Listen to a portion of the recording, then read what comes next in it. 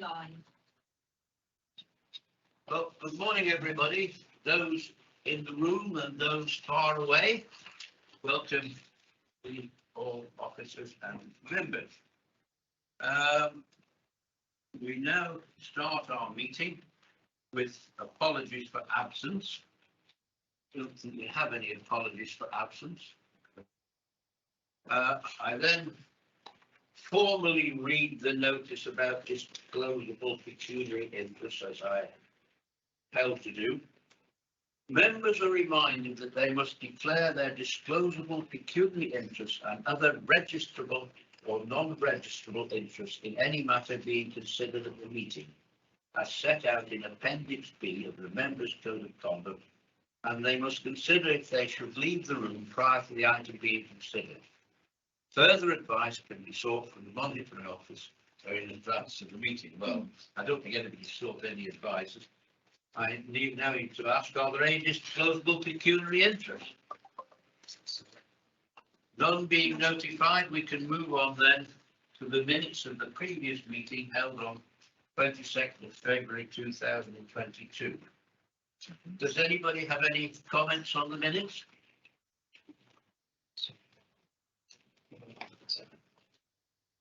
Does anybody have any comments on the minutes? No comments on the minutes. Would somebody move that they be taken as a correct record? Moved and seconded and agreed. Okay, public questions, any received? Members' questions, any received? No. We can move then on to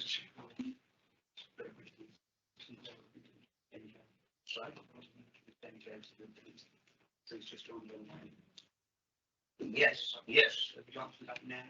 I would like to do that now. We have a new member of staff who is important to us, and James is going to introduce him. Thank you, Chair. Just briefly introduce the new Deputy 151 officer for the Shropshire, Jane. He started the council months ago.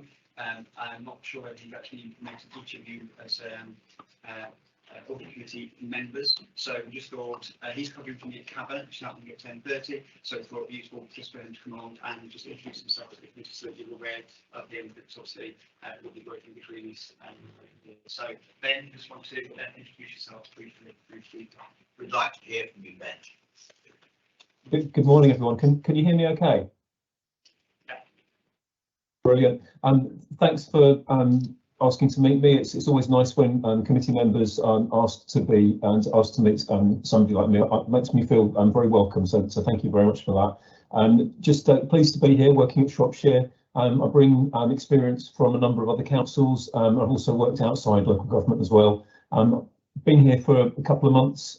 It's an exciting place at the moment, I'd say. There's a lot going on, a lot of really positive things happening, and I think there's a great officer team I've got to work with, both within my specific areas of responsibility and also with kind of colleague assistant directors across the council. So yeah, enjoying it and expecting that it's going to be probably challenging but interesting and exciting as we go forward. So very pleased to be here, and it's very nice to meet you.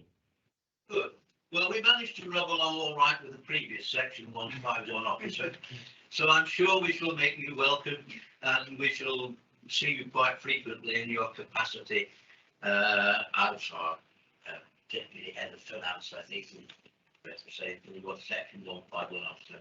Welcome to Shropshire. Belatedly, seeing you've been here 2 months, but it's our first opportunity for members of the committee. Right. Thank you. If you'll excuse me, I need to go and join cabinet. So yes, we understood you're heading cabinet. Thank you. Thank you. Bye. Right. Thank you for that, James. I think we now move on to item 6 on the agenda, the annual whistleblowing report. Is Sam? Sam's on there. Hello, Sam. It's always that confusing knowing who's in the room and who's on the screen. Would you like to introduce this report, Sam, please? Yes, thank you, Chair. I will. Yes, so my name's Sam Williams. I'm the Assistant Director for Workforce and Improvement, and presenting to you today the annual Whistleblowing, Speaking Up About Wrongdoing report. So as it suggests, this is an annual report that comes to this committee, giving you the information on the number of reported whistleblowing cases that we've had for the last financial year. So I'll just take you through the report, highlighting the key points. So whistleblowing provides a process for concerns to be raised in relation to work such as fraud, adult child protection or harassment and bullying allegations. It is known as whistleblowing, although it is very much communicated out to the workforce as speaking up about wrongdoing, and it provides a safe space for individuals to raise any concerns that they might have about the actions of any officers of the council. So as the report, it provides quite a lot of background into what the legal position is around whistleblowing and the protections that are afforded in section 7 of the report. So it covers at section 7.3, it covers areas such as where someone's health and safety is in danger, damage to the environment, a criminal offence, the organisation isn't obeying the law, for example, not having the right insurance, or covering up wrongdoing. So it covers those particular areas in terms of where somebody can raise a concern. So there's a variety of ways that a worker can blow the whistle, and they're outlined in section 7.4. And there are protections around whistleblowing as well. So this is around qualifying disclosures outlined at section 7.7 of the report. So going back to the reasons for that you can blow the whistle, they're protected. So this means that anybody who does raise a concern won't face any action until that concern is fully investigated, etc., and shouldn't be ultimately dismissed if it's an employee, for example, for blowing the whistle. So there are protections in place which is designed so that people can feel that they can raise concerns in a safe and protected way. So it's really important that that message is put out there for anybody who has those concerns. So moving on to section 8 then, in terms of the actual information. So for the last financial year, there were 25 cases that were reported under whistleblowing arrangements. That was a decrease on the previous year of 29%. All of them were received via email, which I think is probably no surprise given the way that we are all working now in a more remote and hybrid way. But there are the various ways that individuals can report a case of whistleblowing.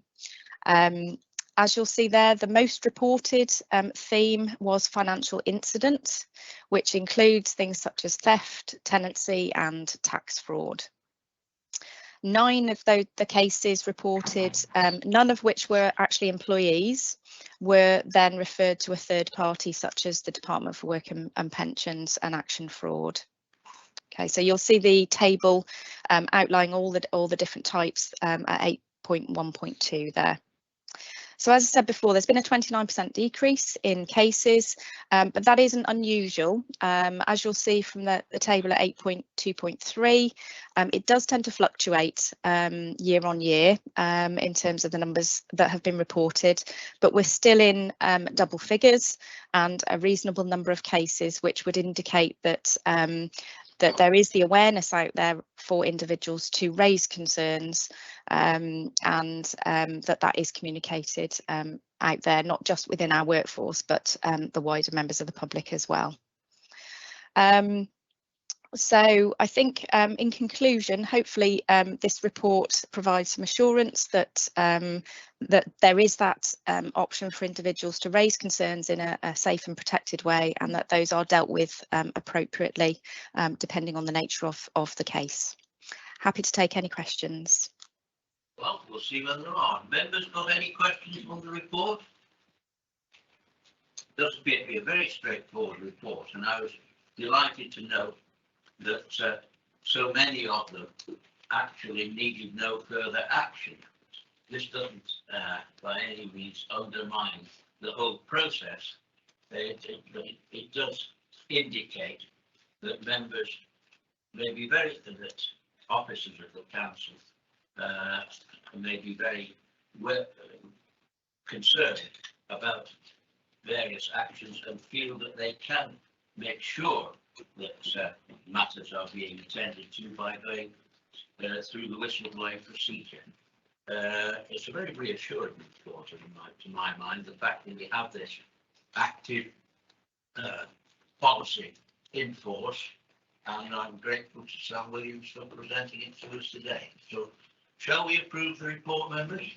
Oh, sorry, I didn't.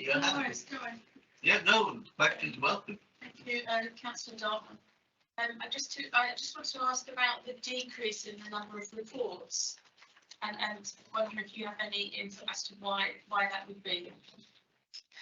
Thank you, Councillor Dartnell. I think, as I said, the comparison on year, it does tend to fluctuate over the years. I think it very much depends on a number of factors. I think what's reassuring, even though it has decreased this particular year, is I think with us working more remotely, there could be, you know, the argument that actually are things being reported, but I think it's still healthy figures in terms of the 25 cases. So there isn't sort of concern from our point of view that this has had an impact at all. And you'll see over the years it has. We had 20 cases in 2019-20, then it went back up to 35, 2021. So it is kind of something that does tend to fluctuate, but I think in terms of the overall numbers, it's what we would expect. What are you indicating? Thank you, Chairman. Apologies for being late and coming in partway through the report. But on page 12 of our agenda, or 4 of the report, I see there are 2 there managed via another policy procedure and 1 management action. Can we be assured by the officer that the appropriate action, they were satisfied with whatever happened as regards that? Yes, thank you, Councillor, for that question. Yes, those cases that you refer to, 2 of those were dealt with under our internal disciplinary process, and then 1, the management action was as well in terms of a more informal process. But yes, I've got assurance that they were dealt with appropriately. The cases were investigated thoroughly and the appropriate action was taken. Any other questions? Shall we then approve the report with thanks to Sam Williams? All agree? Thank you. Thank you very much, Sam. Thank you. Carry on the good work. Item 7, strategic risk report. I'm happy to say that we've got Angie with us to present her report in person. The floor is yours, Angie. Thank you, Chair. Morning. I'm Angela Beachy, Risk Insurance and Resilience Manager. So this report sets out the position of the strategic risks following the review that was undertaken in March 2022, and also the outcome of the annual strategic risk workshop, which is undertaken with executive directors. And as can be seen in the report, numerous changes were made to the register following the workshop in particular. So following the review, 10 risk scores remained the same, 2 scores were increased and 1 reduced, with 3 risks being archived and 1 new risk added, which is giving us 14 current strategic risks. Those scores that were increased was regards to the inability to deliver a balanced budget. This particular strategic risk has an individual scoring mechanism which best suits the risk. And on this occasion, the likelihood was reduced to a 4 from a 5 because the council had achieved a balanced budget for year 1, but has not achieved one for year 2. But the impact was increased from a 3 to a 4 to reflect the current status of social care costs, increased cost of living and financial pressures from COVID. The other one to score increase was failure to manage and mitigate mental health and wellbeing of staff. This was due to pressures on the are from the whole council, impact of ongoing COVID, and general well-being, which was raised in the pulse survey, and the fact that stress absences are still high, it was agreed that the impact score should be increased to a 4, making this a high risk. The other score that was changed was the Ict Infrastructure Alliance, and due to the actions that have been taken, it was actually considered that the likelihood of failure could be reduced on this occasion from a 3 to a 2, so making it a medium risk. And that's reflecting the work that's been undertaken regarding ICT infrastructure. Several risks it was agreed could be archived during the workshop. One of them being reputation, because this is picked up operationally or within other strategic risks. Strategic vision, this is being picked up with the TOM work, target operating model, and delivery priorities. And then the deprivation of liberties. It was considered was best delivered and managed operationally, and is in fact being managed particularly well.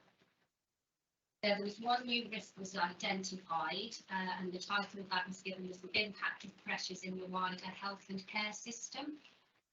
So this is recognising pressures on the authority and partners through COVID, cost of living, and also our role within the integrated care system, and this was marked as a high risk.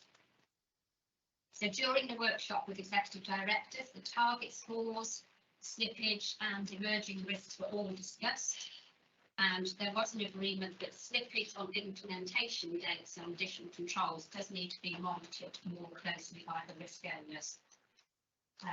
And there is also a recognition of the risk of future concurrent events, and a workshop was agreed, which has subsequently been held. So it was recognised that there have been quite a lot of incidents all happening at once, and how could we manage that going in the future? And that workshop has been taken place. I'd say that with the strategic risks being available in real time within SharePoint, and the fact that executive directors review a strategic risk on a cyclical basis at their weekly meetings, we consider that risks are now fully embedded within the authority. They are being looked at real time.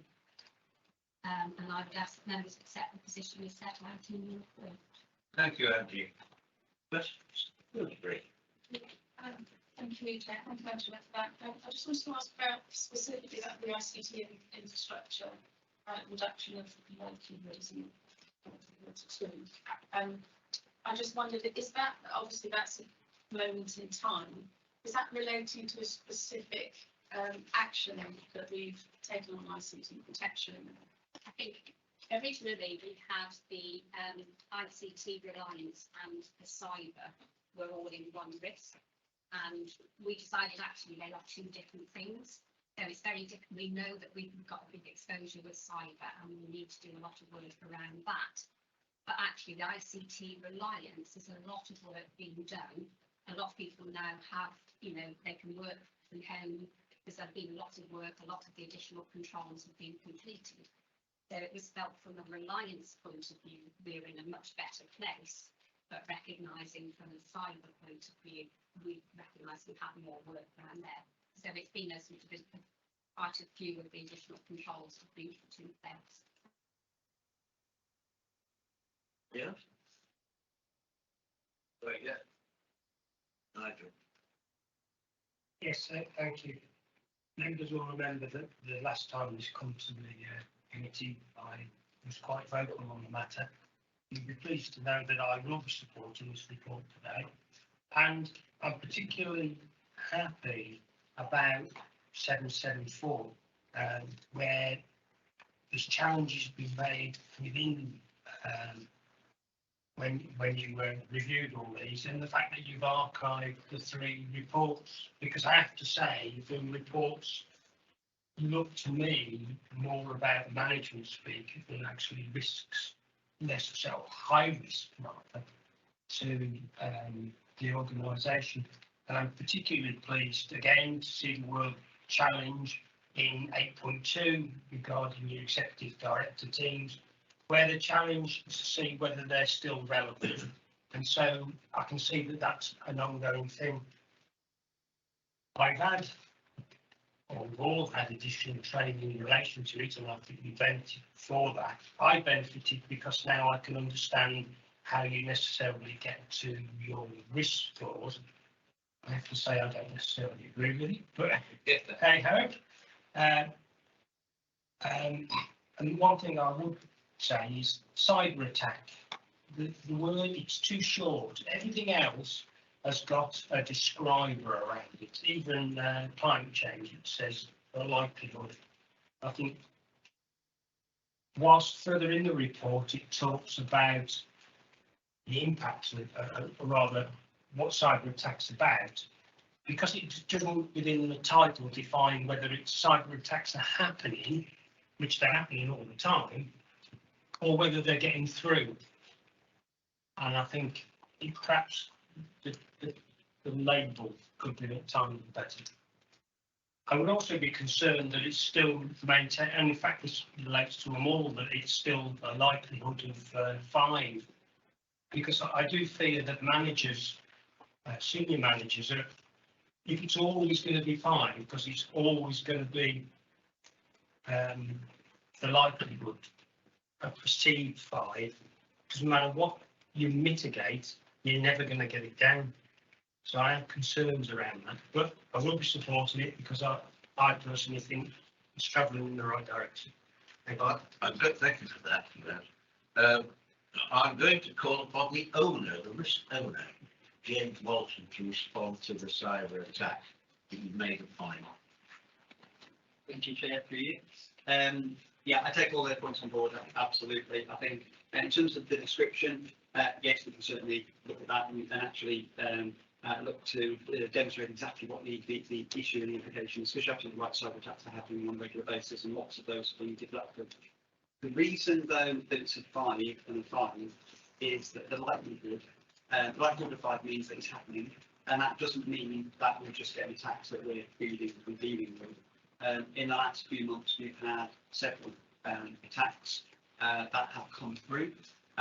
They've been white hat attacks, I think is the term. So actually, they were quite benign in that sense. However, they got through and they were into our systems. One was in pensions, and one was in one of the main systems, in ERP systems. So we know that there are vulnerabilities in there that we are looking to manage. It's not so much the system is changing, it's the arrangements in the background to ensure that we're dealing with those quickly enough.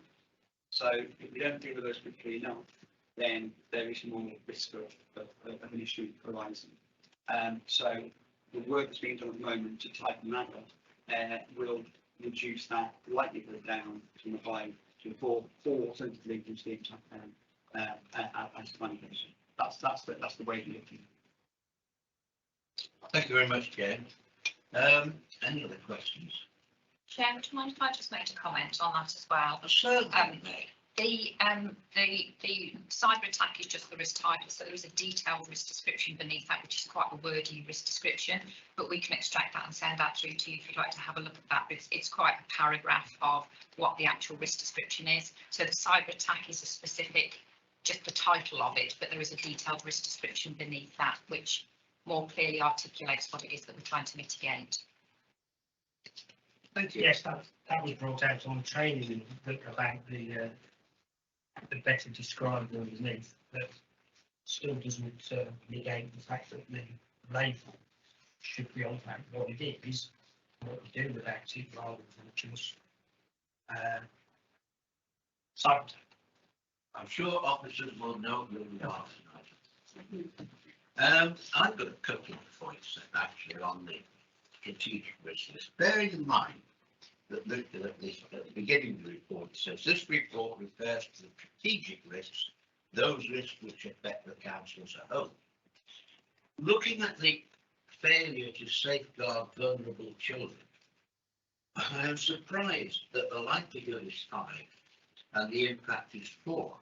I'm also slightly concerned for us as an audit organisation, audit committee, that the likelihood is 5 that there's failure to safeguard, because our audit processes have been so strong in this field that I would have thought that they would have reduced the likelihood of a failure to safeguard below the maximum of 5.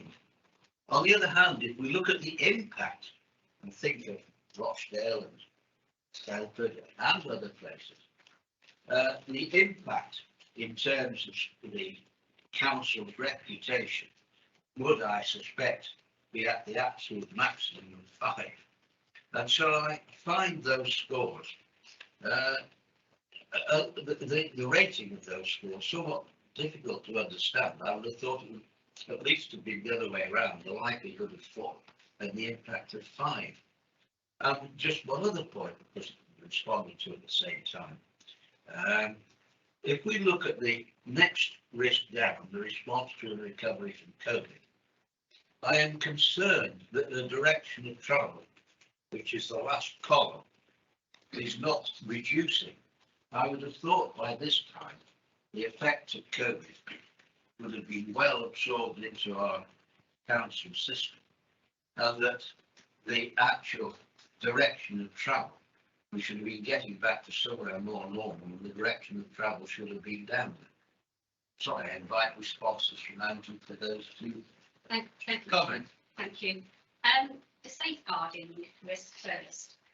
I think what this is demonstrating is at the moment children's safeguarding is quite nationally one of the main concerns that we have. Yes. With regards to, social workers, cost of living, trying to get out, safeguarding children, the effects of COVID, children having been, the numbers increased, and also the number of social workers decreasing and not being able to find social workers. So I think that the likelihood is reflecting all that at the moment, because there is that real concern around those areas. So normally it wouldn't have been fined, but it's a recognition that actually this is a serious matter and it's a risk that we do need to take, note of. Jane and I recently attended the National Risk Conference, and there it was very much the risk of the moment. So I think that's why the likelihood is there, because it's recognising that.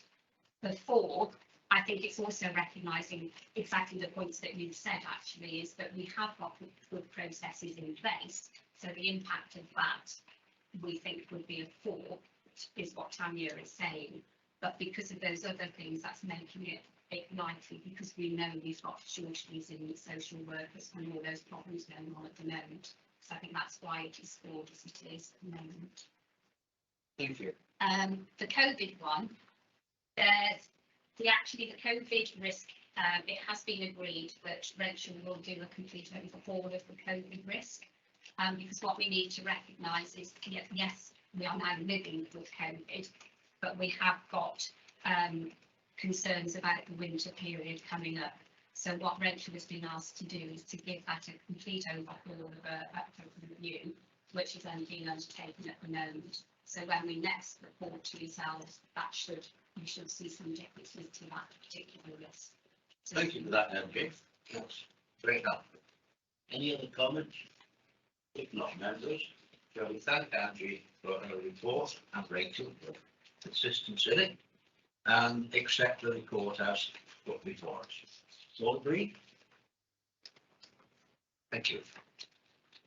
So if you wish to retire. Thank you. If we can have another we shall meeting to go to. Thank you. You understand.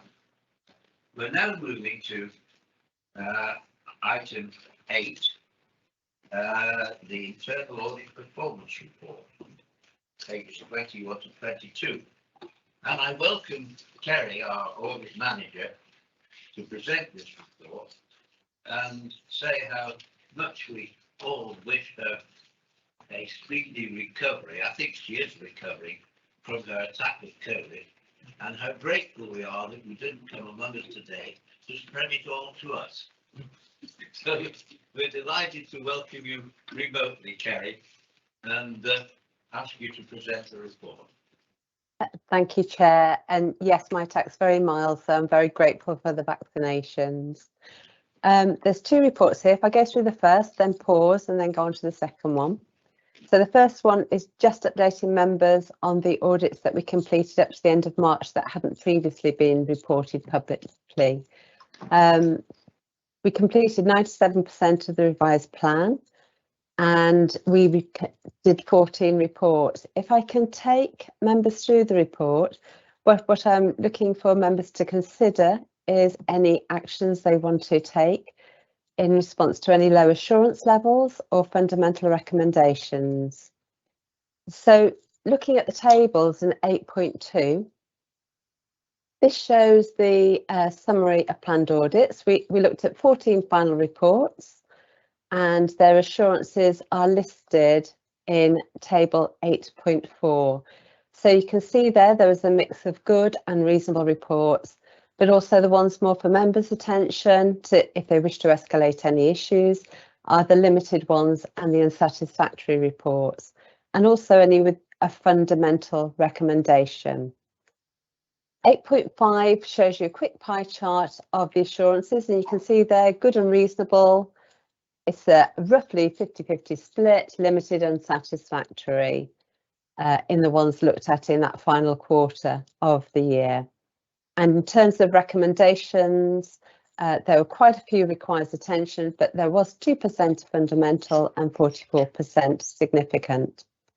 8.10 identifies those fundamental recommendations that we picked out in that final quarter.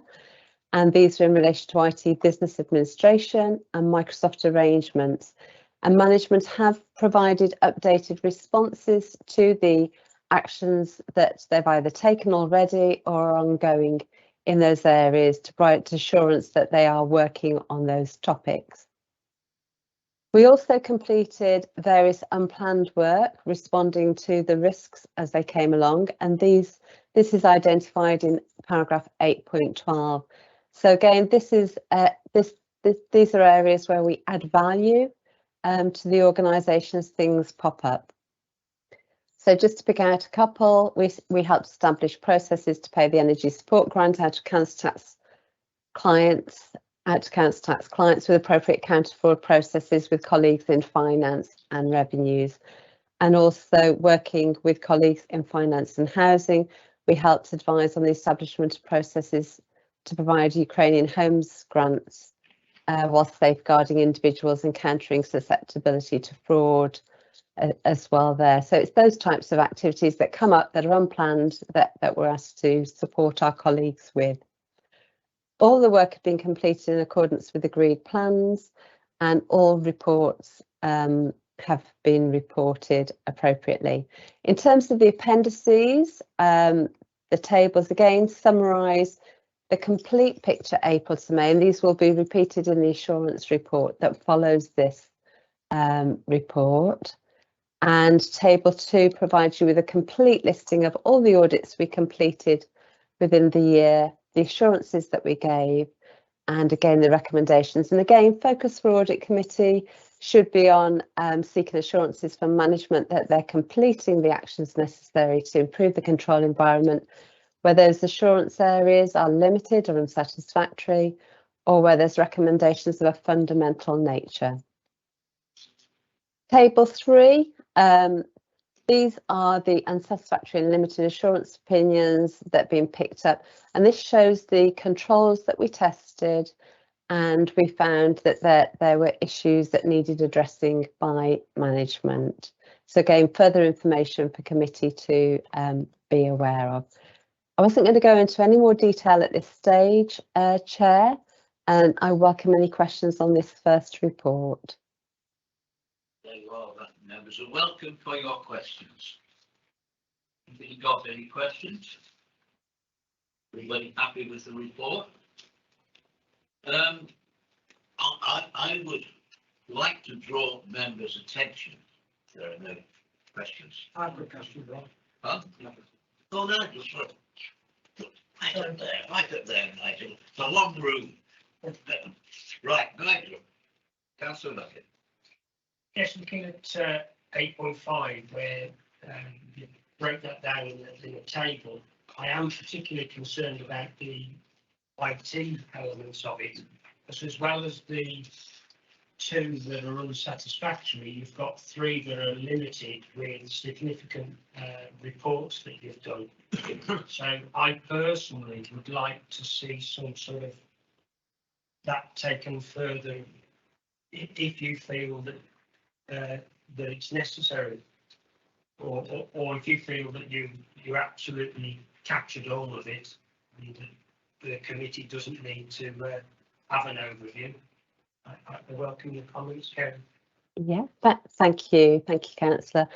But what I would say is it's an absolutely valid inquiry for audit committee to request that manager, to a future meeting of the audit committee to give you assurance of the control environments and how they're improving them and embedding improvements in accordance with their action plan. What I can say is, in terms of all of these areas, the managers are on board, aware of those control issues, have signed up to implementation dates by which time they're addressing those issues. So I've got no reason to be concerned about that, but it's healthy for the audit committee perhaps to have the person responsible for IT in to give you that assurance personally. Are you suggesting we should do that at the next meeting, Kerry? I would say either your September meeting, or given the holiday period, July, August, perhaps the later meeting, to allow enough to be acted upon and improved to give you feedback. Right, so we'll record that we're going to invite the relevant officer to the November meeting. Will we agree that, members? Yeah. Okay, Nigel. Thank you. Anybody else? Yes, Simon.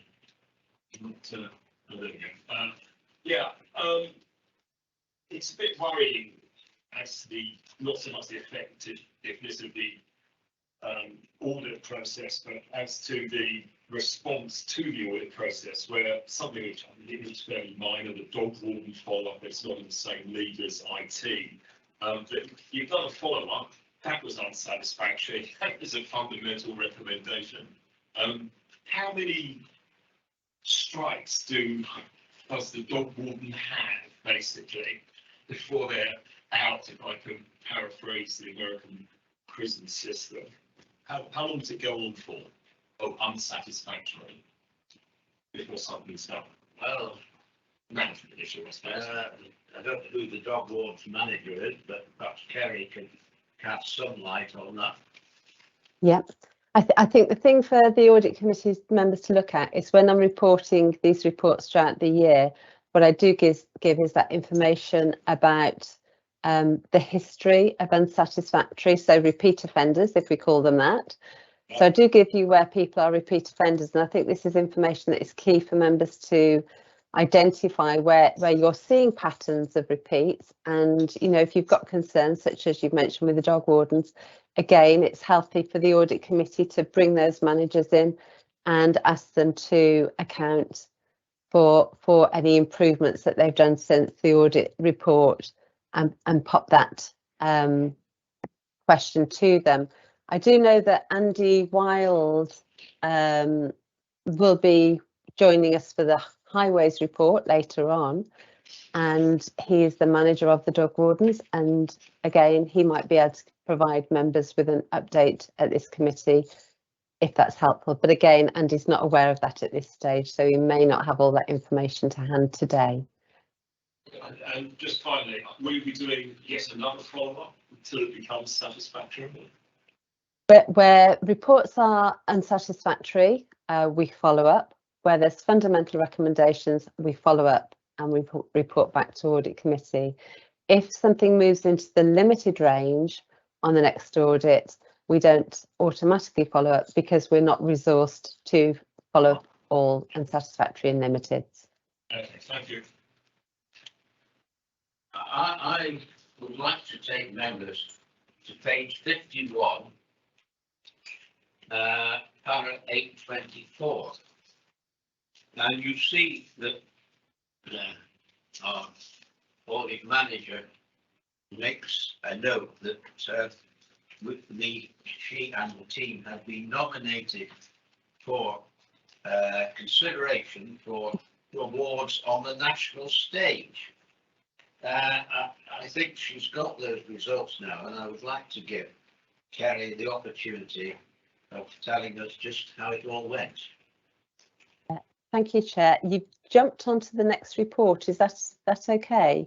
The B part. You've jumped onto the B report, which is not a problem for me, but I just wonder whether you wanted to land the recommendations for report A first, Chair.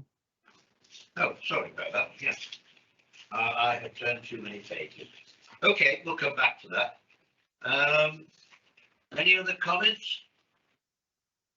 If not, we are to endorse the internal audit performance 21-22. Note it and endorse it. That agreed with, of course, the rider that we are going to have a further report in November as requested. Okay. Thank you very much. We now move to item 10. I'm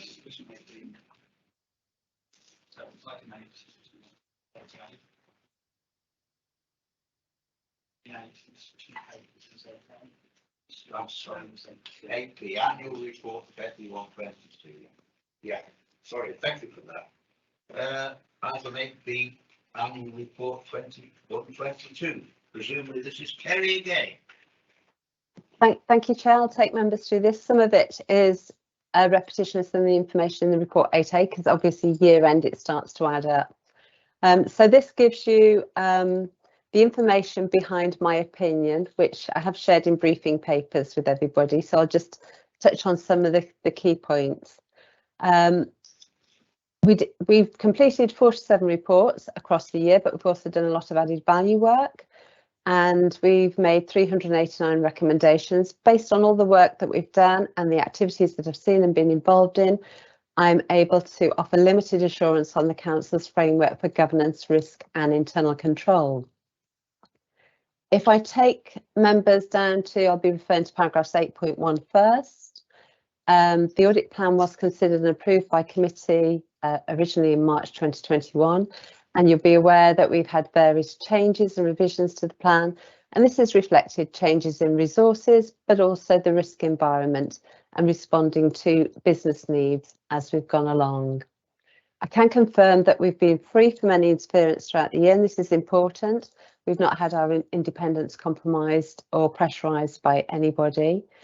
And we had mobilised business continuity plans for the year. And as a result, resources again were impacted on for this, but didn't affect the coverage that we could do and the opinion that I can provide to you. So looking at 8.5, I think the focus here for members is to look at the internal audit opinions on audits. And you can see here the range between your good and reasonable on the left-hand side of the chart and your limited and unsatisfactory. And naturally, you want to see as many good as possible, as many reasonable as possible, and a reducing side, I would suggest, on the limited and unsatisfactory, so that there are still quite a few reports coming through with unsatisfactory assurances. And these have been considered in the part of me give my opinion. In terms of the recommendations agreed with management, again, you want to see requires attention, or best value, which is added value recommendations coming through. You'd want to see a reduction in the significant and fundamental recommendations. And again, for me, fundamental recommendations, although 3%, which is low, they're still higher than we've seen when you look over the comparisons. So there are still some areas that need to improve, and they're quite key to the organisation's delivery. 8.9 summarises of what we've said throughout the year in terms of fundamental recommendations, and you can see there has been an increase And whilst numbers are low, as you can see from the patterns on that table, there's something we want to manage down as far as possible and challenge. And I've just remind members there of the areas that have popped up in those fundamental recommendations. We have throughout the year continued to facilitate work on the National Fraud Initiative, and we've completed various counter-fraud activities, again with learning from individual investigations, which has helped improve the control environment. And although we're primarily an assurance function, we have added value to the council, and we have responded to risk changes and completed various activities. And all this information has helped me reach the opinion that I've come to. On top of this, what's not reported directly to this committee, we have completed work for external clients, including honorary and voluntary bodies, and that does take up a significant resource from the team, but we do get income for that. So 817 has explained to members the different things I've taken into account in arriving at my opinion, and the details that I've gone into. I'm not going to go through all of these because they have been reported throughout the year in various performance reports. They're collated here to give the bigger picture, so it's all in one place and all in one report. But basically 820 is the conclusion in all of this, and based on the work I've done, based on the council during the year was still responding to the COVID pandemic, and based on the management responses I've got from the audits that we've done, I can offer limited assurance for the 2021 year on the framework for governance, risk and internal control. There are an increased number of high and medium risk rated weaknesses identified in individual assignments. I have got management confirmation that they will address these issues. The management of coronavirus did introduce increased pressures and delayed some of the responses on improving some of the internal control environment. Naturally, people cannot do more than the hours in the day that allows for that. And so management priorities were diverted to these, which reduced the capacity to make the improvements that you'd see in a normal conditions where you didn't have these competing priorities. So it's reflecting that. Areas around financial, HR, and also the IT environment. So yes, so it's that sort of thinking behind that has led to my opinion. What you need to know as an audit committee is how well we've been performing as well as an internal audit service. And we do look at performance, and in 821 we demonstrate our performance indicators. And for those that if you've read the report, you'll notice I missed out the 90% in the percentage of customers satisfied overall with the service in 21-22. So apologies for that. It was in the draft. I don't know how I lost it in the final report, so I do apologise to members for that. We do complete our work on a risk-based approach. I've had no influence on my independence that I need to report to you, and we are complying with public sector internal audit standards. And yes, as Chair mentioned, we were shortlisted by the Institute of Internal Auditors for 2 awards, the Outstanding Internal Audit Team in the public sector and Inspirational Leader. Whilst we didn't win these, we lost to some very worthy winners. So if I give you an idea, there were various awards given. There was an Outstanding Team for Financial Services, and shortlisted were Clearbank, NatWest and the Phoenix Group. There was an Outstanding Team Private Sector, and shortlisted were Johnson, Matthey, Lidl and Persimmons and Unilever. And Outstanding Team in the Public Sector, we were shortlisted against HMRC, Homes England, who were the winners, the Welsh Government and SWAP, a very large internal audit partnership, and us. So we did really well to be shortlisted. In terms of Inspirational Leader, I was up against the International Federation of Red Cross and Red Crescent Societies, and they won. I won't hold anything against him. But Scottish Government I was also up against, and the Weir Group, which is a multinational engineering company. So whilst I was very proud to be shortlisted, I didn't win the award. So we didn't bring the awards home for you. So I apologise. But we were in a very prestigious group of people, which we feel very proud of for Shropshire. In terms of customer feedback, we ask customers for their audit experience and quality of the service. After most reviews, we get feedback, and I've included all that in the report as well. So I can confirm that as a service, we've completed the work.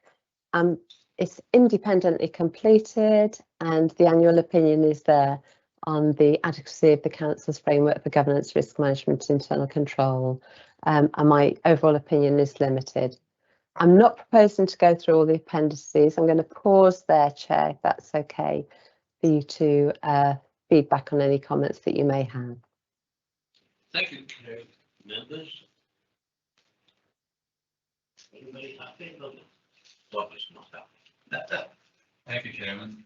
I note Carrie, I thank her for her work and the team that carried it out. I note the comments that are made and was alluded to under 820. And I also note the decisions that is there in 3.3. And the head of audit, limited assurance, that I would think needs to be more strengthened, in my opinion, to show that limited assurance, and the limited assurance is based on the responses from management and directors that has been received by our auditors. Right. I'm not sure how Gary is going to respond to that, because basically, as in her professional judgment, she has made this assessment. If I can, Chairman, the ones I raised query on is sound and working effectively for 21-22.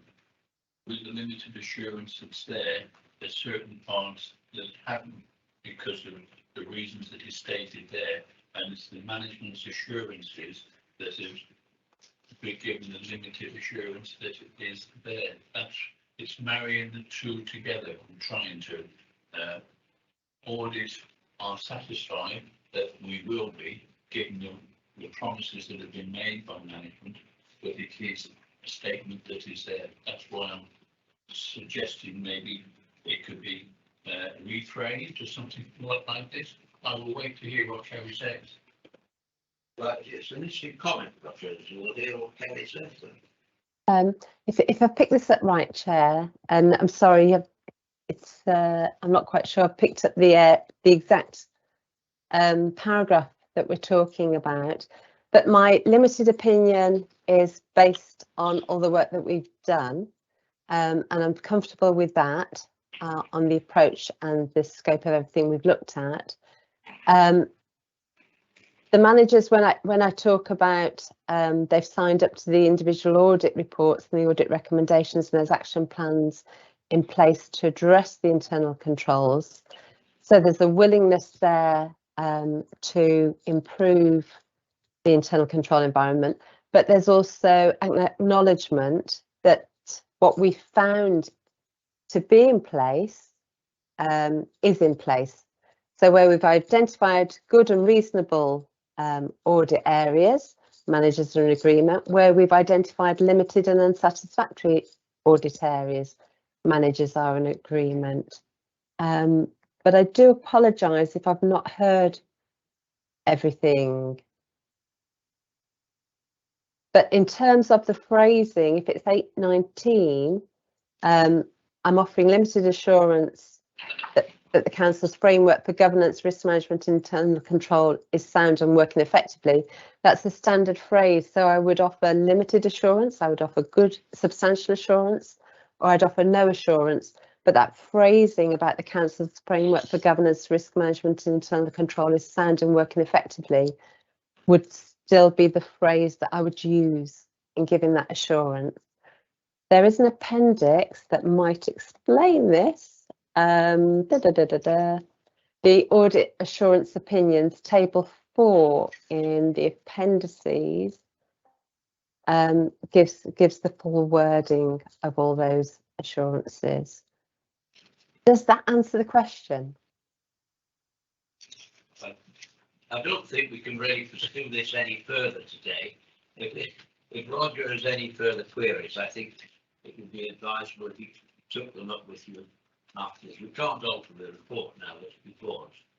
Now, I take great comfort from the statement in 9.2 on page 53. Information on the performance of internal audit demonstrates compliance with the PSIS, and there are no areas of significant concern. So that gives me a considerable comfort, as I say. And I will sympathise with you in not winning the awards that you had hoped for, but you were obviously, shall I put it this way, a tiddler in a very large field of piranhas, and a very large field of very considerable organisations. So I think you did very well to even get in amongst that level of organisation and company. Now then, the report is before us. You will see on page 40 the decisions. The committee is asked to consider endorsement of appropriate comment. I would like to amplify that by saying the committee endorses the report with support for the head of audit's limited assurance. I move that the recommendation should be that the committee endorses the report with support for the head of audit's limited assurance. Is that seconded? Seconded. All agreed? Thank you very much, Kerry. I'm glad your voice held out all right despite the aftermath of COVID. We now move on to agenda item 9, annual review of internal audit, quality assurance and improvement programme. And we return now to the former section 151 officer, James Watt. Just for clarification, I am still. Oh, are you? You introduced the new guy. I introduced the deputy. Oh, So unless you receive a memo that I had, I thought you introduced him as the, you had a higher title still. I am the executive director of resources, but retain the section 151 officer role within that. Oh dear, case of lèse-majesty. So Ben J is the new assistant director of finance and technology. So he's taking over finance, but also the technology team. But as part of that role, he's also taking the deputy section 151 officer role. So if I am not able to make any of these meetings for whatever reason, or any questions are raised by the committee, it's important that you know that Ben is now. Yeah. Okay. Thanks for that clarification. Thank you. Okay, so through the chair, in terms of agenda item 9, as was mentioned at the end of the last paper, internal audit work to the public sector internal audit standards, the SICE, and within that we undertake a self-assessment, which is referred to as a FRAPE. That the internal audit team is externally assessed on, in this case of the SIPRA, to ensure that we are compliant with the science. So I'll jump around slightly in the report, but if you refer to find there, section 710 is on page 75 of the pack. What that demonstrates is that the external assessment demonstrated that as far as that assessment was concerned, the team fully conforms with all of the standards within the assessment. However, in terms of our self-assessment, so if I take you back up to the previous page, up to page now 17, refer back to page 73, the internal assessment will identify a couple of areas where we believe that there is potential non-conformance, although there are reasons as to why that non-conformance is there. So the first one on page 73 is section 7.8, which is Code of Ethics Objectivity Standard.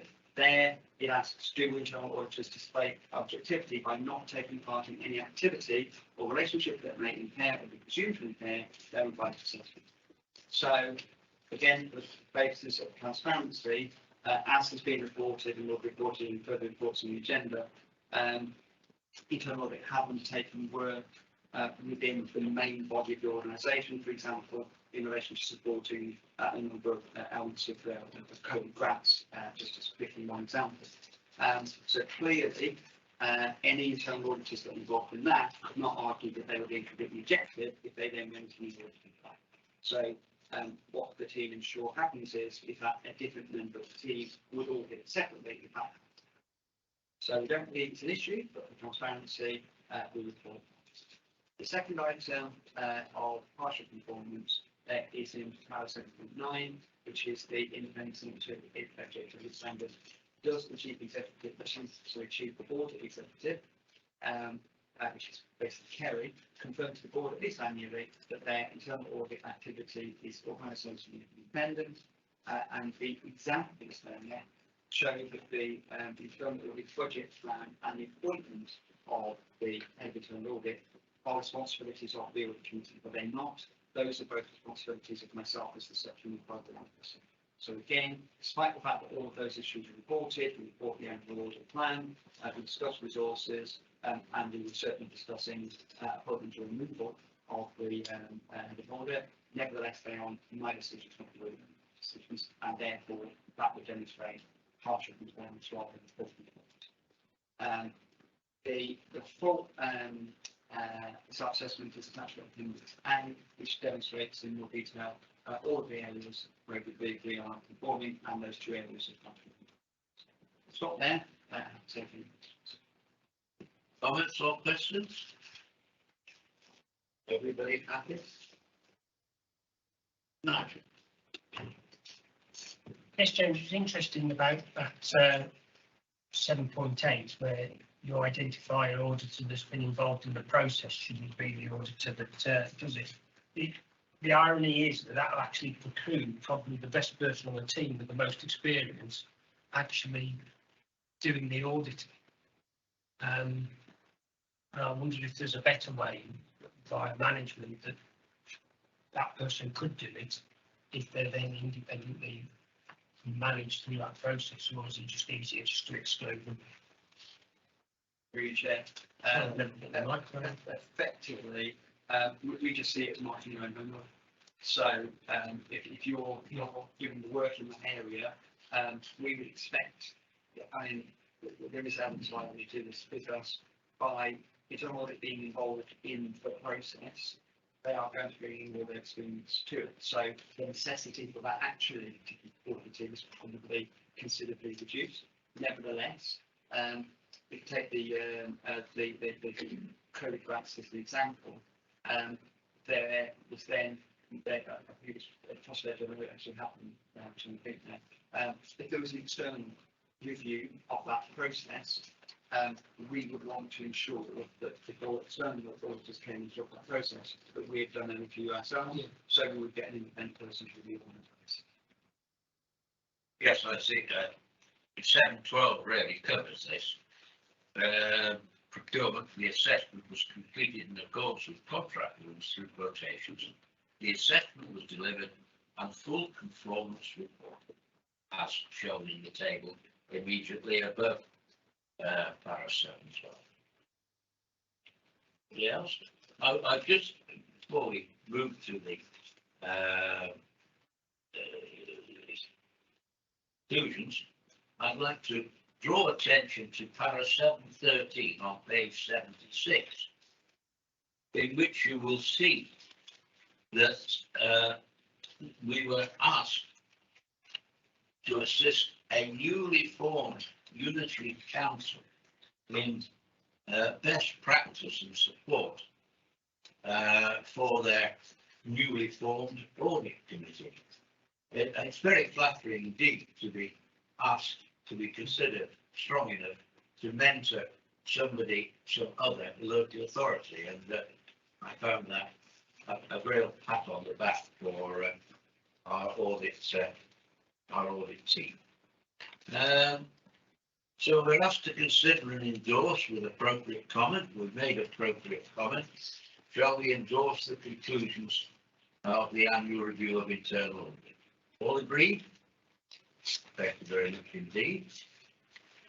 Now, agenda item 10, the annual governance statement, and this is a real piece of red meat. So, James Walton, to introduce, please. Thank you, Chair.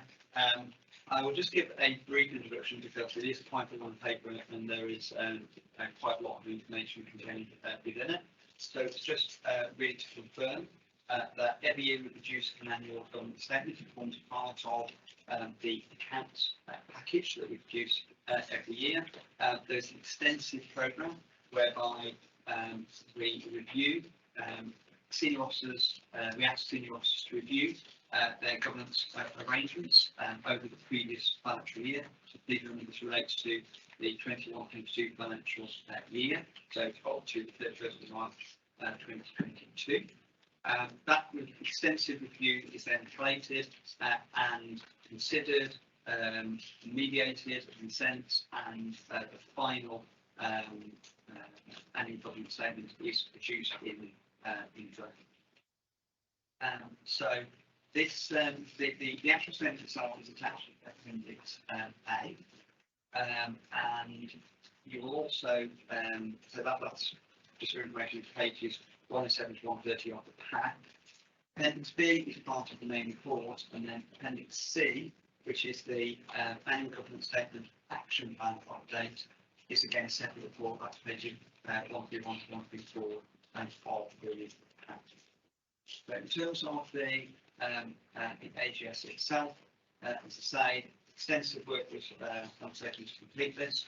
A draft copy of the AGS was provided to the LGA Finance Peer Review team, and their responses back as part of their review, their comments back has demonstrated that they believe in our strong governance approaches across the authority, which was a helpful endorsement. Although we're still awaiting their final report to come through in the next couple of weeks. But in terms of their early recommendations, there were no recommendations found governance in that sense. So as I say, I won't go through the AGS in detail. The information is there and the action plan is there as well. Taking questions on the Questions? Simon. Yeah, James, is this a something common to all local government authorities? So if I was sitting in, I don't know, Suffolk or somewhere, I would be sitting on an audit committee, basically going through risks and I mean, not boilerplate on this, but yeah, I'm sure it's your work on until this one. Through your chair, it's a requirement for every local authority to produce annual government statement, and there's a framework that is expected to work to. But in terms of how that report is pulled together, what it actually look like, you'll find different examples across the board, and you'll see an AGS within the fire service, for example, which again will be different again. So there's a requirement to produce things, but they're really tailored to the individual organisation. The requirement is statutory, is it? Yeah, it's part of the account. Part of the accounts package. Okay. So with the 70 accounts, there also needs to be an annual budget. Okay, thank you. Sorry, Chair, that was probably a basic question. No. So I think useful for everybody to know the basis of the annual governance statement. There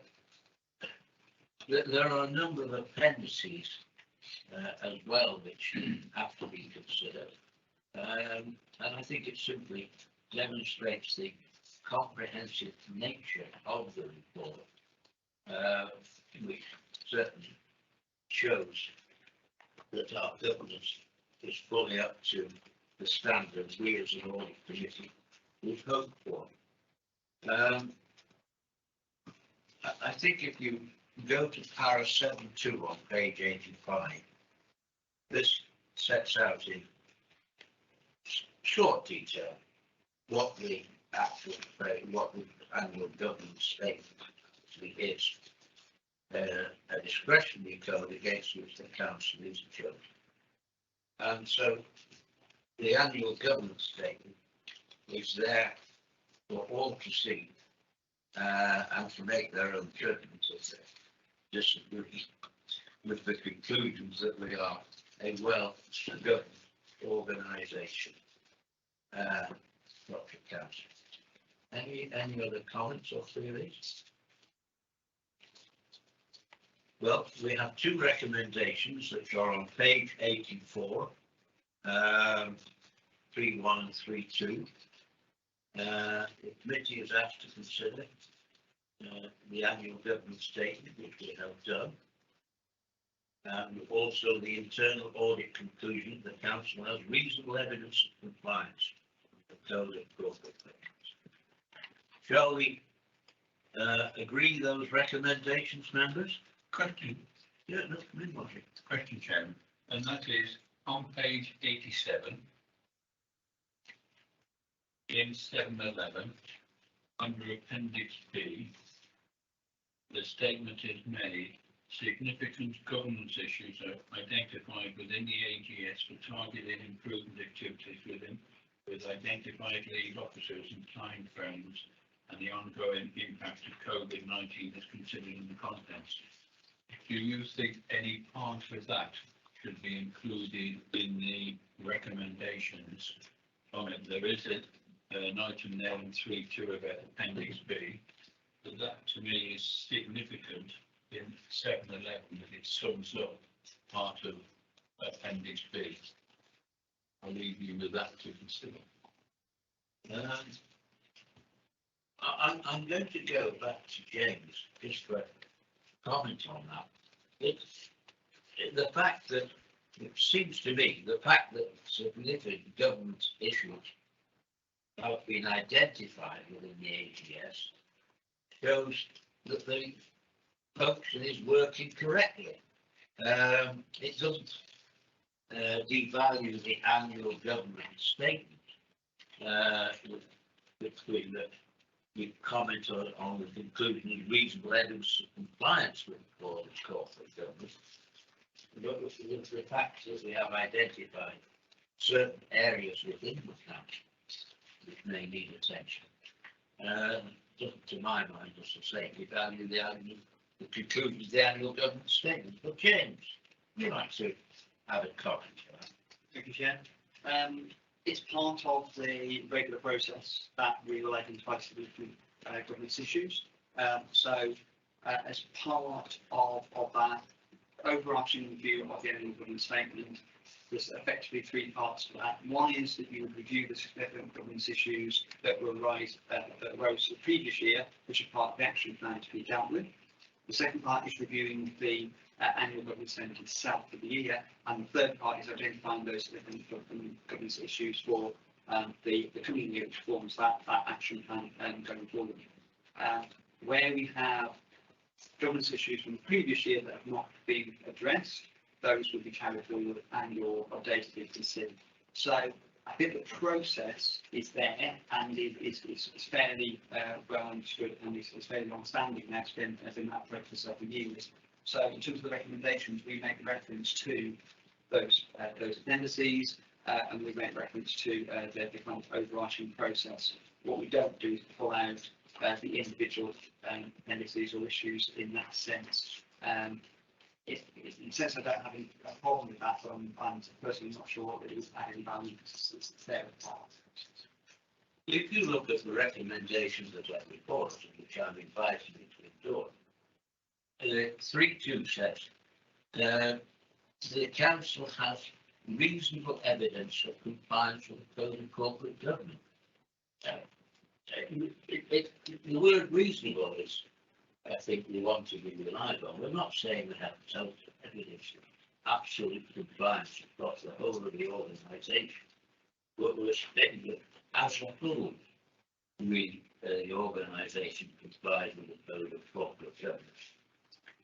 And I think the detail in the report indicates areas where there is some concern's probably too strong a word, but some feeling that better, different parts of the organisation would actually perform somewhat better. But overall, the performance is very adequate.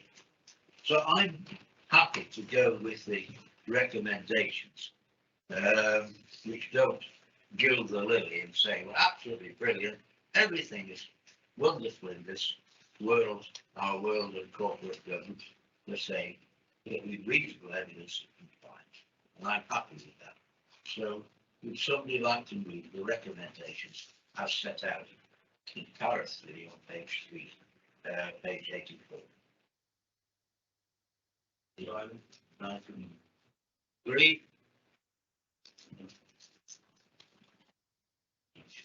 Now move on to third line assurance. Item annual assurance report, the audit committee, item 11. This says James Watson again. I thought it would be carried. I thought it's James Watson. Section 151 officer to vet the annual assurance report. Thank you, Chair. This is the annual assurance report of the audit committee. So again, this is produced every year, and it is then taken through to council for council to gain assurance of the work that is continuing taken over the 2022 financial year.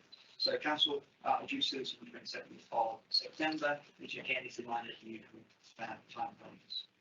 So Appendix A, we've set out that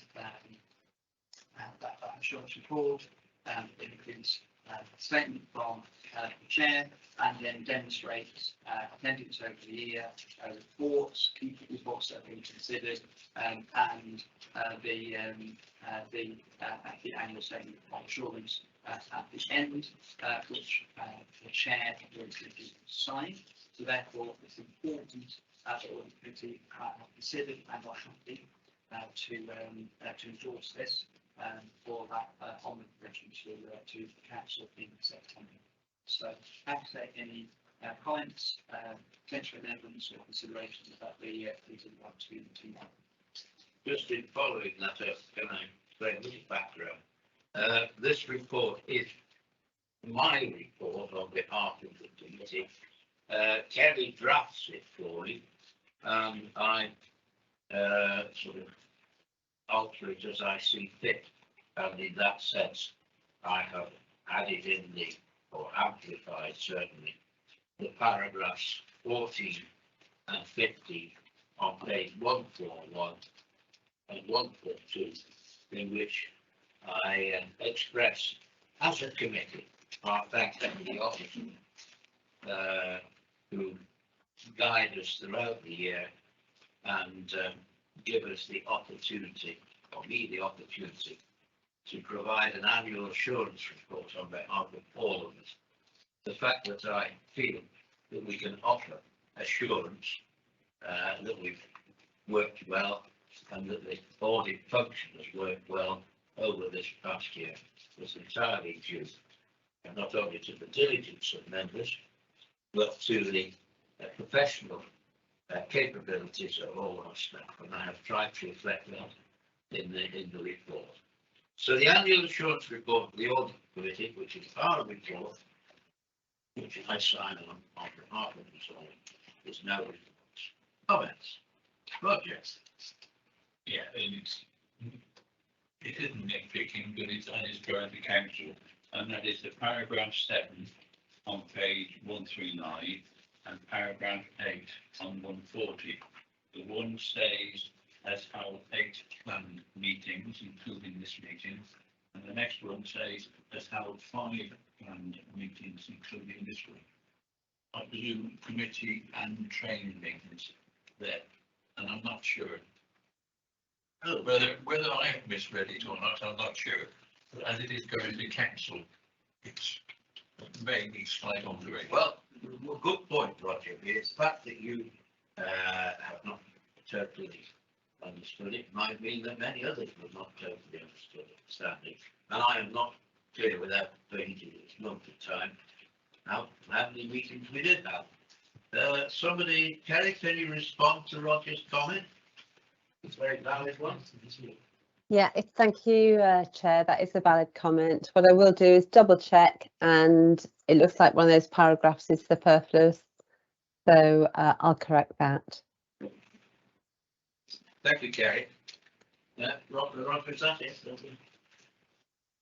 Okay, any other comments on our report? All agreed that we make this report to council? Go on, say yes. Yes. That's very much. Right. So that was item 11. I think I'm going to take a break for a few minutes because the next item is fairly hefty. So we'll have a 5-minute break and come back, start again just after 25. The meeting is adjourned.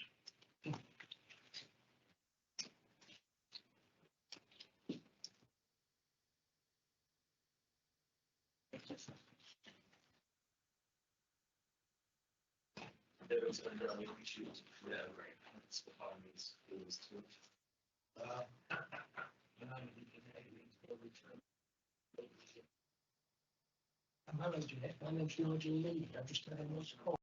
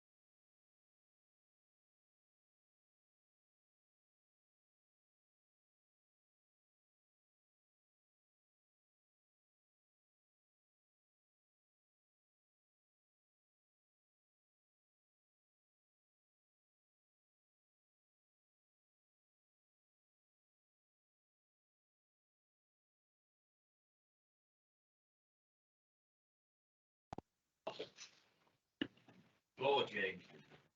Thanks, Chair. So this is the financial action report from 21-22 financial review. So this report's already been to Cabinet and has been to Council. Normally, it would come to the committee ahead of going to Council. However, because we delayed the original one, taking account accounts, which we'll be coming on to later that has meant that the financial action report is to be delayed. From an internal audit, from internal audit committee point of view, the action report is there for your information and to sit alongside the statement of accounts to help in terms of context and the understanding. So the actual performance of the council in terms of the outturn is considered by Cabinet and also considered by Content and Scrutiny Committee. There are opportunities to review the actual performance and to critique and question the unders and overspends.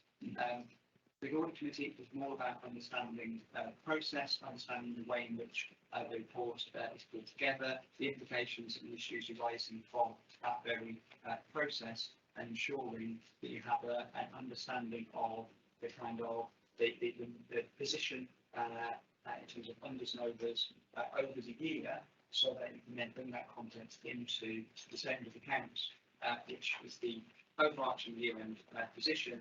But because that includes a lot more information around the balance sheet, the expenditure account, etc., it's quite difficult to tie that back to the modelling information that you may have seen over the year that's come through Cabinet and from Content. So, have taken any questions, but just to reiterate, we're not looking for consideration of performance or the end roads. We're looking at the process by which this is being considered. But have taken any questions. Roger. Thank you, Chairman. And I've got my audit hat on. Okay. And it's 8.3, the key variances that's there. Considering some of those are also highlighted in the risk strategy that we looked at further on, are there any comments that you would wish to make about those and the risks for the council in the future, which was highlighted a little bit in the previous paper and the last paragraph from the chairman taken to council about the concerns we have about the structural deficit that may be there in years to come. So I'm looking at it as an audit perspective in that respect with that. Thank you, Chair. The key variances that are identified in 8.3, absolutely correct. Those are to focus on those key areas of variance, and there are issues behind each of those. I won't go into detail around each of those, but the fundamental issue is that there are a number of pressures in terms of the external environment that is acting upon the local authority, and a number of areas whereby a number of initiatives have not been able to complete. But again, part of that non-completion has been due to the external environment. This is 2 years over which the pandemic has been in place. We've talked about staff being we kind of positioned within the organisation to pick up on the necessary work that needs to be undertaken. There will be a number of elements of that that are being completed. So for all committees benefit, the way in which we manage these kind of shortfalls or variances where there is a significant implication. Firstly, we will look to consider whether what were the driving reasons as to why those initiatives were not taken forward or not completed, and look to see whether there are implications for the future year in relation to those being run. So where we have unachieved savings, where they can still be delivered, but over a long time period, we will carry those forward. Where we have pressures, for example, in children's social care and temporary housing, we're looking at initiatives that will reduce or potentially remove that pressure.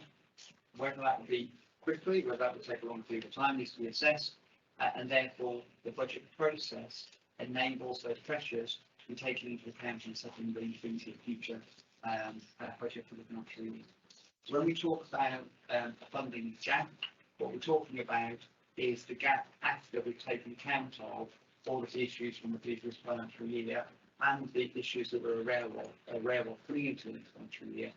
Take those into account within the process. We've identified what the implications of those are in terms of cost, expenditure and income, and then we identify the gap, and then we try to deal with the gap, as opposed to not taking into account of those pressures like that. So that's the question. One further comment, Chairman. Like comments on the section 1.1 officer over in appendix 7, I think it is here, isn't it? Yeah. Appendix 7, which states that the general fund is now 11.5 million pounds, which is below what is normal or was considered where it should be. Any comments on that? I can pick up what you will know that we've never been at the level we was hoped in the last 10 years. I don't think we simply haven't got the surplus on any year to actually raise that earmark reserve, and this is the problem. But I understand, Chairman, but given the comment that I made a few minutes ago about the suggested it might happen, the extra funding that would be required for 23-24, I wondered if there was any comment that the audit committee needed to take into consideration. So I don't know if you suggest any comments we might take into consideration. My comment would be I'd be delighted if in the next financial year we retained the earmark reserve at 8.152 million. I can see that reserve being swallowed up totally in the future, but James may have a more promising view of the future than I have. I'll do my best, Chair. In relation to the general balance, I think it's important to understand the context of this. So if you undertake a risk assessment of what we believe that balance should be, we try and be as scientific as we can. We take as many implications and issues as we can into account in trying to assess what that level is. However, there was always going to be an element of estimation within that, and trying to quantify risks that may or may not occur is a concern. The idea of the general fund balance is that you have it there as your kind of your last point of call to go to. And so what we're there to do over a number of years is to manage overspends within the year and manage budgetary savings within the year, so that the end of the year is being close to balance. We gave an indication this financial year that we expected there to be an overspend. We expect that overspend to be between 2.5 and 9 million. We were able to achieve the lower end of that scale, towards the lower end of that scale, and the overspend came out at just over 2.5 million. So while that in the short term does mean that the general fund balance then drops to 11.5, and the risk assessed level is closer to 18 million, that is a concern, absolutely. However, as was mentioned at Calvin by the portfolio holder, what we also have is the collection fund for council tax and business rates has delivered a surplus for the 22-23 financial year. So that surplus, which is in the order of £4 million, the first call on that will be to go back into the general fund balance as at 1st of April 2022.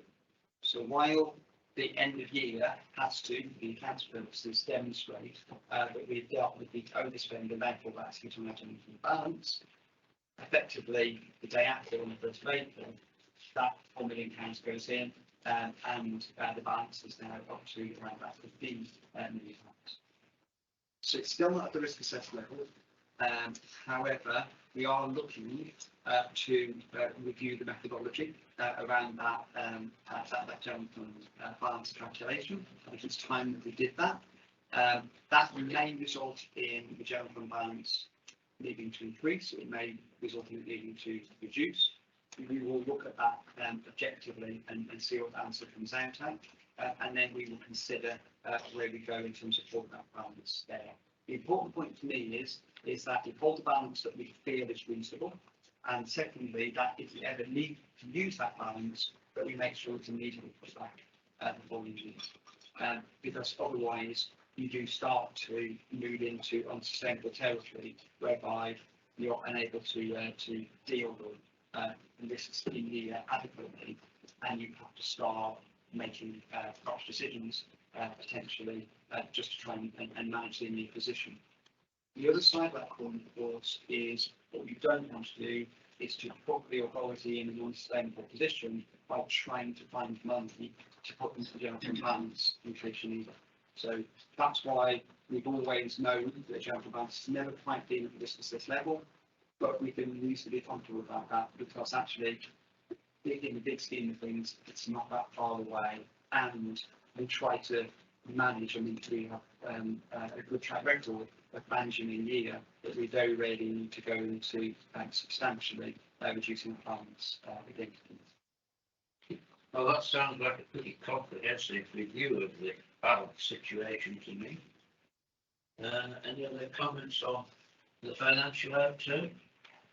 No, bearing in mind this has already been through council, all we can do in an audit committee is note item 3.1 A, B and C. Note the outturn was an overspend of 2.5 million.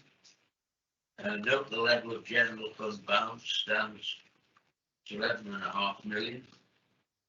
And note the decrease in earmarked reserves of 8 million. So we note those matters. All agreed? Thank you. We move on to agenda item 14. Approval of the council's draft statement of accounts 21-22. I'm always slightly puzzled as to why the financial outturn and the draft statement of accounts are sort of separate reports, because the financial outturn is effectively what is contained in the statement of accounts, is it not? Yes, actually, yes. The reason we bring this along is because the statement of accounts is, I can say, it's a much bigger document that covers a lot more than the outturn. And I think, from my point of view, I would argue that it's difficult for members to take the statement of accounts, see the monitoring information from you, and be able to tie those two things together easily. So the outturn report gives that context in relation to this is where the council is in terms of its monitoring position, and then the statement of accounts provides the statutory documentation that reflects this is where the council's category at the end of the 2022 financial year, including all of the notes, balance sheet, the statements of reserves, the pension fund accounts. There's a whole series of other elements that get taken into account within them. So, in terms of an introduction, if you want to continue on to that. Yes, can I simply say that anything that helps us as members to understand the overall financial position and where the money goes, it is extremely beneficial, and I can see now why these are separate reports. I'm grateful for that. Right, so we're moving on to agenda item, or we haven't moved on to agenda item 13, second line assurance, approval of council's draft statement of accounts, and Jane will now carry on that report. Thank you, Chair. So I will give a brief introduction in terms of the papers for today. You'll be hopefully aware we have online Cheryl Sedgley, who will be able to answer all of the difficult questions that you've been working on over the last few weeks. To relish some really difficult questions if you have them. We also have Nikki, who is online as well. So if Gerald's responses I'll pass that on to Nikki, at least you'll know where that's going. The expenditure accounts are attached at the appendix. It's our long document. It is the draft statement of accounts at this point in time. It has been produced in line with the timetable that was put together for production to the accounts. The table in the first page of the report, so page 21 of the pack, the table there in the executive summary demonstrates the time scales that we've been working to. So a couple of bulletins and code amendments were identified for the start of the process. The first bulletin came out on 28th of April, but the amendments of the relating to the code relating to infrastructure assets has been delayed. That's been delayed quite a long time, and the reason I'm mentioning this in particular is because that's also had implications for the 2021 statement of accounts, which you will have seen this time next year. That statement of accounts is now effectively completed. However, because this amendment came out before those were signed off by our auditors, they are unable to sign those accounts off until this actual code is published, and at that point they can then sign off the 2021 statement of accounts. All the work relating to that change of code has been done and been passed to Grant Thornton, but quite recently they can't act on it until they actually have the audit statement. That's online and Mary, and they may be to pick that up when we move on to their reports after this one. The deadline that we've set, that has been set, sorry, for the production of statement of accounts is the 31st of July. The fact that you have a statement here today and that they were published last week demonstrates that we've exceeded that target, and the team should be commended for all of that information together in the new world that we're working within ahead of the timescale. Some audit, my understanding is that they are now starting to do some preliminary work on the statement, and the plan is that will be completed by the 30th of September. However, the actual published statutory deadline for this year is the 30th of November, so there is a long time to get that sorted. I would hope that in the short term, the 2021 accounts will be signed off too, and we've certainly got that activity as soon as that happens. The attached as a second part of this report, second appendix, which is part of the actual report, is the analytical review. So this is identifying those key areas of variance between last year's accounts, figures in those accounts, and this year, and identifies where there's been a significant variance and provides information on that. We do this because often this is a case where anybody reviewing the accounts could start. They would look to see these variances and want to understand why, and some of them are really quite large, why some of those variances are only price.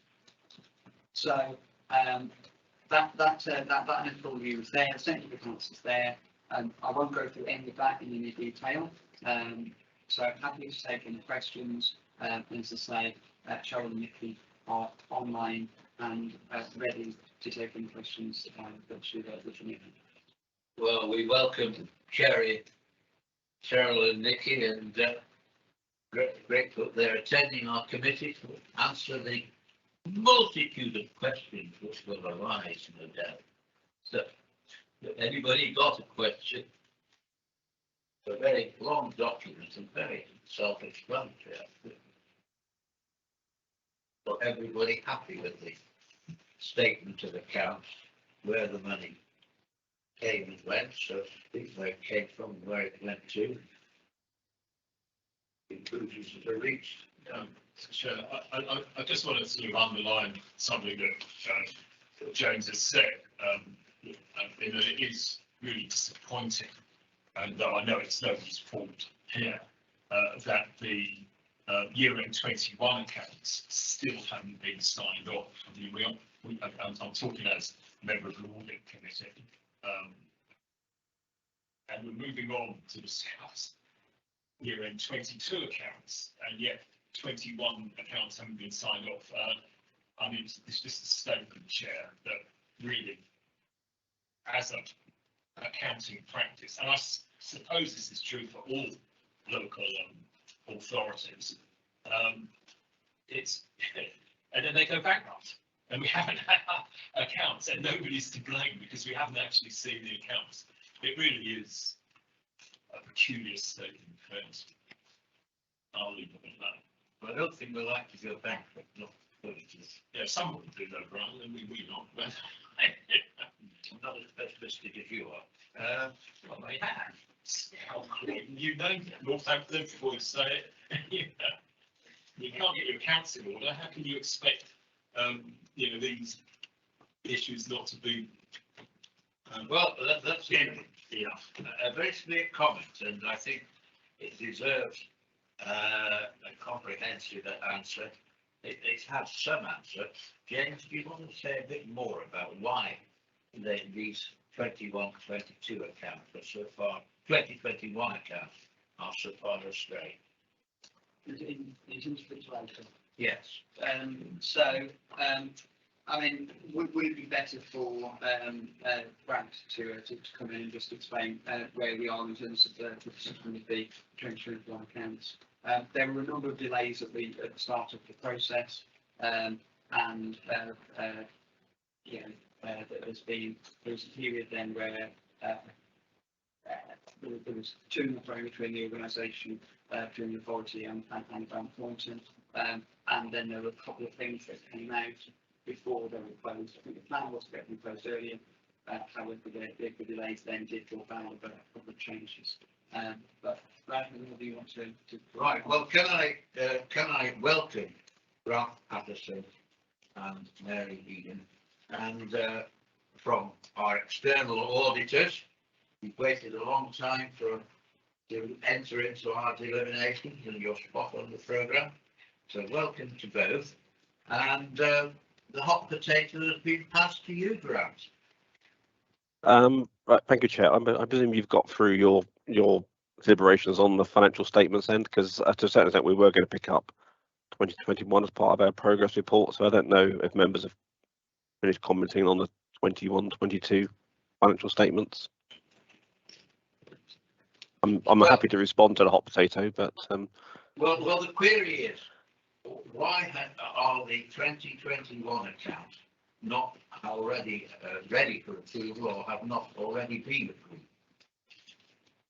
some of that's covered in the progress report. But I mean, if I take members back, we've been giving you progress reports for a number of months now in terms of the challenges around 2021. We've had specific, I suppose there's the overall challenge around operating in the pandemic and hybrid environment, but we've had specific issues around auditing issues around property, plant and equipment that we've had to go through with the council. We've also raised issues around getting assurance around contract expenditure, all of which have taken time to resolve. I can't, and I'm not wishing to put myself in a position to sign the accounts if I'm not comfortable with, I haven't got appropriate audit assurance. So we've had to work through a number of those issues. And I think some of that has come back to, that was reflected as part of internal audit, was saying that a part of officer capacity in terms of being able to deal with those queries as a result of the pandemic. I mean, and that has impacted through to the audit, but there have been some very sort of technical issues that we've been working through. The specific issue that is now stopping us in terms of the 2021 accounts, and it will also feed into the 21-22 accounts, is, as the section 151 has alluded to, there is an issue that's come out within the sector around accounting for infrastructure assets, and primarily that's the way about how you write down the value of infrastructure assets if you replace elements of them. So in simplistic terms, I suppose if it's a highway, if you replace a bit of the highway, it's sort of componentized as various elements of it. Has that been being written out, and have councils got a way of doing that complies with the code, and that's a very simplistic way of putting that, but it's become clear that that's difficult because of the way that these assets were brought onto the balance sheet in the first place for a number of councils. And as the Section 151 has alluded to, he has provided us with a paper because the council, I think 7 or 8 years ago now, changed the way it addressed that issue.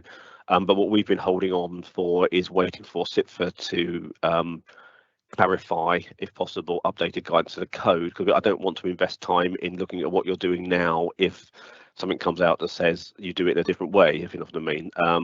Now, my understanding of that at the moment is that proposal from CIPFA, we haven't, it hasn't gone through FRAB yet, and therefore we don't have clarity. I think as a firm, we're now looking about if we don't think anything is going to come out in the short term, I think we will need to pick up with the paper we've had already and see where that might be and where that might take us, because I don't think, you know, it's picking up on your point. I think the audit committee said we have a number of these 2021 accounts now that are just being held open because of infrastructure. So we will need to look at that around. We don't wish to have these accounts sort of hanging over or being open.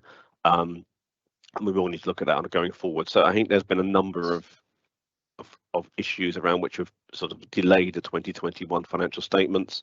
But I mean, I think Mary's going to take you through the progress report in a moment, but primarily, and as the Section 141 has alluded to, we've completed our sort of audit of the numbers effectively, and this is the one bit of the area that we are still sort of finalising around in terms of the pure statement of accounts area. So there's been a number of matters. I mean, I think we are looking, you know, in terms of trying to get back on site wherever possible. I mean, I know councils are moving to hybrid working, and I'm going to say that to try and speed the audit process up. And we're in the process of sort of agreeing the timeline for the audit for the 21-22 audit. The accounting audit regs have now been laid. And I think in terms of that, the publication date is now back to the end of November for this year, and then moves to the end of September for future years. We're looking at the timeline for delivery of the audit. We've started some preliminary work on that. As has been alluded to, but we then need to actually sort of do a bit more detailed work plan to get to the final, the end point for the audit around that, and we're managing that across the whole of our client base in terms of delivery. So, yeah, 21-22 should be finished a lot earlier in 2021. You know, but we're working on that detailed work plan to that coming forward. I mean, that's where I would say we are at the moment. I'm happy to take further questions, or I can hand over to Mary to sort of take you through the progress report and then come back with further questions. Depends how you wish to handle that, Chair. Just one question. Presumably, the matters which held up the which are still holding up the 2021 accounts were not foreseen a year ago. So could the same sort of impediments, the same sort of delays occur with the 21-22 accounts that occurred with the 2021, which we are not foreseeing at the moment? In other words, I suppose there's always a risk, Chair, that there is a evolving technical issue in the sector. That, and I think we have seen that. We always think there isn't going to be one coming, but there always appears to be one. I mean, I think I'm not aware of anything at the moment that of this technical nature that would impact upon the 21-22 financial statements.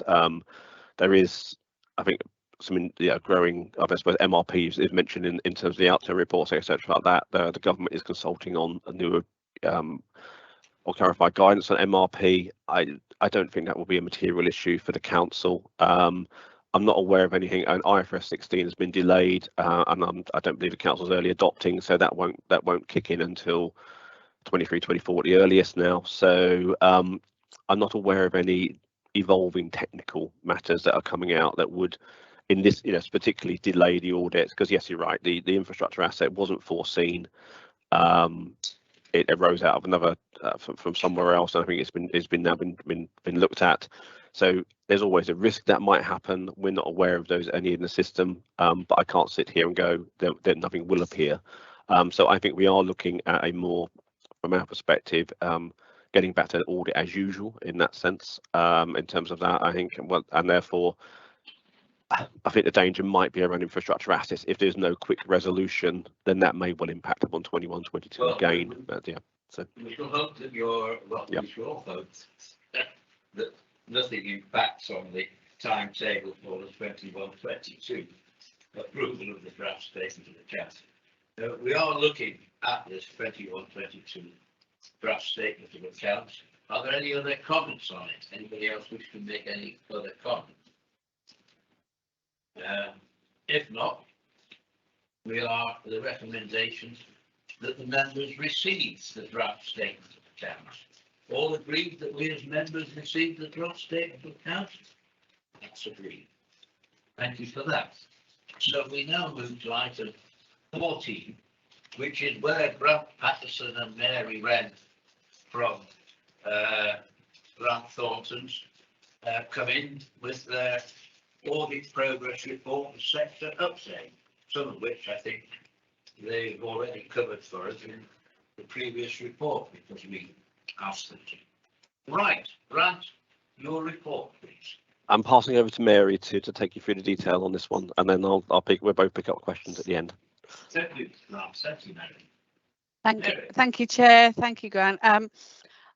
As Grant went through quite a few of the key points, I will just summarise the report. So if I could just take you to page 4, that is where we page 432 of your pack. As we've already touched on, our primary aim is to complete the 2021 audit, which is where the infrastructure point comes in. It will also enable us to complete the auditor's annual report, which will be presented to you, and this is which pulls together our findings around the old value for money regime, but this is a new report called the auditor's annual report. So I wasn't going to touch on 2021 anymore. I think we've covered quite a lot of points, but happy to take questions. But I think it's important to note that this doesn't stop work on the 21-22 audit. We've assessed our independence from a relation to that, because obviously if we have existing audits open, we do have to consider independence in that light, and we haven't identified any issues in relation to that. We have been working very closely with James's team to complete our audit planning. So in addition to our 2 mandated risks in relation to revenue recognition and management override of control, we have at this stage identified 2 further significant risks, which are set out on page 7 of our report, and that's page 435 of the pack. And these are risks in relation to 21-22 audit. They will certainly be very familiar to committee members, and they are the risks around the valuation of property, plant and equipment, and the valuation of the net pension fund liability. This is largely due to the value of these items within the financial statements, the use of external experts, and they are significant and complex accounting estimates as well. We've also progressed our work in relation to a review of IT controls. We do use our internal IT experts, and they will have been in touch with your IT team. The impact of that is it can drive areas of testing if issues were to be identified. It has an impact on the audit approach and the procedures we need to undertake. So the details of this will be formally reported in the audit plan for 21-22, which will come to this committee in September. But they're just some of the early highlights there. I wasn't going to go into any more detail. I think there's we've already talked about 2021 in quite a length and the issues there. But I'm happy to take any questions in relation to the remainder of the report. Well, thank you for that comprehensive presentation of the report. Any questions on it? It seems a very straightforward situation at the moment. Everybody happy? Mr. Chairman. Roger? Yeah. On page 440 and page 8 of your report, I see there's audit related deliverables. There's one from the teachers' pension fund and one falling of housing receipts, where at the date of this report you are still waiting a report from the council. Have you received those now? For you, Chair. I did actually catch up with the grants team. It was around 2 weeks ago. At that point, we hadn't received that information. So I am liaising with the finance team just to get that push forward, because obviously we would like it completed as quickly as possible as well. But the information we're waiting for is quite minimal, but obviously to tie that off, we do just need that. And I think were a few capacity issues within the department, but we haven't been able to conclude our work in that area yet. Yeah, I just add to that, Chairman. I think that's quite is a good. Thank you for highlighting that. We should have brought that out in the report. That it is the 2 grant claims we are still working upon, and I think that has been driven by. Yeah, we're waiting for the evidence still from the council, but we will follow that up because we would like to get those out of the way. They are relatively sort of straightforward returns. So once we've got that information, then we should be able to close them down. We are sort of constrained in terms of we have to undertake the test because it's a grant claim on behalf of the department. We have to undertake certain tests, so I don't have an element of judgment within that. We just have to complete the work that we're required to do. So yeah, we're waiting on those ones, and I think primarily has been capacity issues within the various departments to respond to queries. It is holding us up, but once we've got through that, then we should be able to issue the opinions and move on to 21-22. Well, James, have you anything to say in your defence? I don't know the chair has got any comments on that. I don't know whether it's the finance team or the or other parts of the organisation, but if Charles happy to come on that one. Gerald? Right, thank you, Chair. Just in terms of the teachers' pension one, obviously that's within the payroll department that have been under quite a lot of pressure this year. So they have got some capacity issues in terms of responding to that. But my last contact with them was that they were trying to resolve the outstanding issues. So hopefully that won't be far away from being resolved. In terms of the housing capital receipts, the last correspondence I had on that was that we provided everything, so I possibly just need to touch base with the auditors again to understand what they think is outstanding, because I think from our point of view we think we've provided everything. So what are the queries that are now outstanding, because we think that one's bottomed out. But yeah, I can touch base with Mary and Grant and the team and just understand what that is and get that resolved. Good talk to each other, please. Right. Okay, I think that's been covered, Roger. Anything else on this report? If not, shall we note the report of our external auditors? With thanks. Read. Okay. Right. Date and time of next meeting is set out before you. Shall we move the exclusion of press and public in the words that are set out before you? All agreed? Yep. Are we? I'm waiting for confirmation.